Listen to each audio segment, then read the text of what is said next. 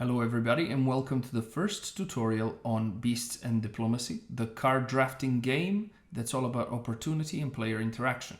I am Mike, its developer, and I'm the sole developer, which explains the mess that my office is, but you're gonna have to live with it. So I'm here to explain to you what you would get in the box of Beasts and Diplomacy right now. I'm gonna be using Tabletop Simulator just because it's easier to stream it that way and it's going to be clearer. And I can zoom in and zoom out and all of those beautiful things. All right, so let us begin. The first thing I'm going to show you is the abridged rulebook. So this rulebook is not the complete rulebook. It is the rulebook that would go in the box. It is a bit shorter. It's a bit more compact.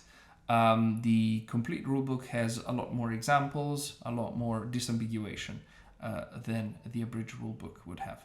I'm just going to quickly show you the first page for the rulebook.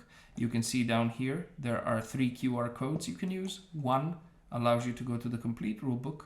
One will allow you to go to the video tutorials, which will lead you to this very video, ironically.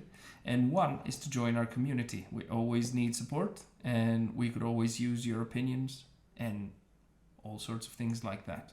Meeting like-minded people, finding games, that's how you'll be able to, what you'll be able to do by going here. Okay. So that's the rulebook. We can now move on to the board. Okay, so in the box, the first thing you'll see is this relatively large board. It's 30 centimeters tall and 90 centimeters long. So it's essentially 2 quadrants of 30 by 30. Okay, and they fold along these seams over here. Okay, so you'd unfold the board and put it in the middle of the table. You can see it's a long board. That's because in Beast and Diplomacy, you want to all sit basically on one side, if you can, of a table. A rectangular table is ideal for this game.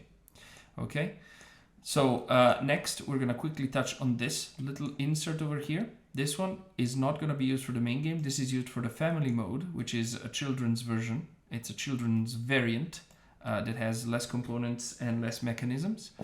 And this would cover this area over here, hence why it looks exactly the same. I'm not going to explain this more right now, but that's one of the components you'd find. It's exactly as thick as the rest of the board. Now let's quickly touch on the score pad. This is a standard score pad. It has 50 sheets, and that's how it looks like. Now let's move on to the punch-out tokens. We're going to have 4 punch-out sheets, each of them containing these specific tokens. They are filled to the brim, because we're quite waste conscious here in Principal Games. Now, there's the King's Favor. There are 36 of these little guys in total. They are rectangular shape, more or less, well, square shaped, more or less. Then we've got the 10 ore, again square shaped and larger. Then you got the 5 ore. There's less of them, 23 in total. About the same size as these. And finally, you've got the 1 ore tokens, which are smaller. These are all cardboard. Next, we can move on to cards. Okay, so these are the decks that exist in Beast and Diplomacy. Okay, and we have environments over here. There's 42 of them. We've got traders. There's 40 of them. We've got diplomats, 58 of them. Personnel, 70. Beasts, the meat and potatoes of the game, 120. And finally, these mini Euro-sized cards, they're smaller, 48 of them. These are quests. Okay, I'm going to quickly flip them so you can see what they look like. This is an environment. This is what a trader looks like. This is what a diplomat looks like. This is what a personnel looks like. This is what a beast looks like. And finally, a quest. All of these will be discussed later in later tutorials as to how they work. Okay, so that's the cards. Okay, one more component is our D6 black die. It's a standard D6 die with 6 faces. And finally, we have our wooden cube, which is a phase tracker. We'll be using it to track the phases on the board as we proceed. Okay, the die is going to be used to track the days of the game. I'm not going to talk about the flow of the game right now, but this is what they're for.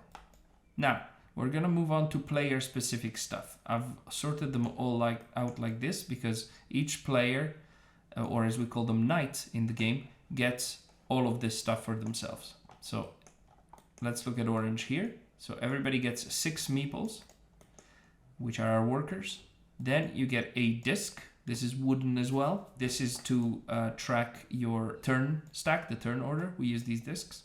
Then there is a punch out token, of which there are 6 in a sheet. These 6 over here, 1 per player.